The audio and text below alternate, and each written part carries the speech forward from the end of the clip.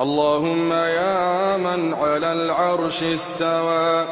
يا من خلق فسوى وقدر فهدى، وأعطى كل شيء خلقه ثم هدى،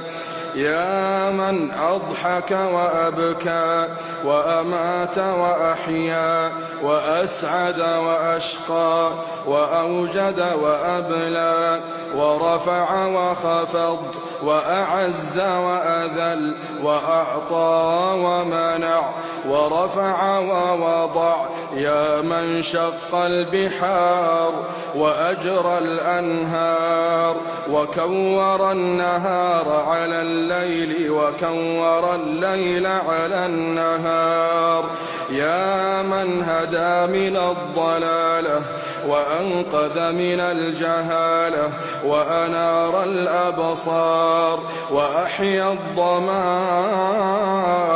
والأفكار، يا من تسمع كلامنا وترى مكاننا وتعلم سرنا وعلانيتنا، لا يخفى عليك شيء من أمرنا، نحن البؤساء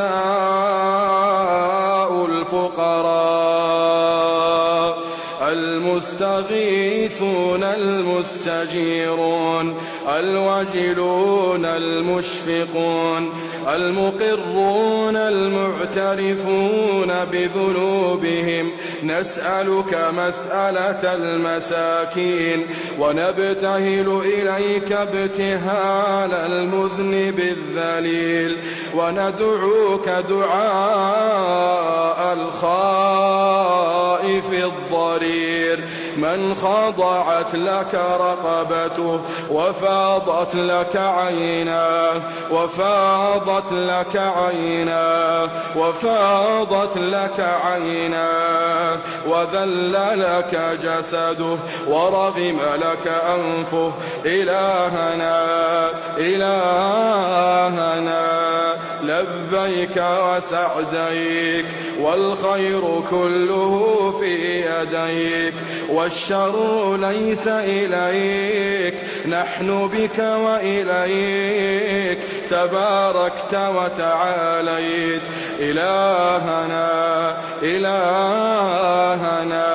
ذكرك قوت القلوب وقرة العيون وسرور النفوس وروح الحياة وحياة الروح، تبارك الذي من خشيته تتجافى عن المضاجع الجنوب،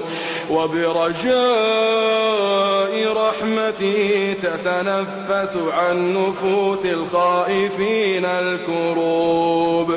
إلهنا إلهنا ما طابت الدنيا إلا بذكرك ومعرفتك، ما طابت الدنيا ما طابت الدنيا إلا بذكرك ومعرفتك، ولا الآخرة إلا بقربك ورؤيتك، ولا الآخرة إلا بقربك ورؤيتك، يا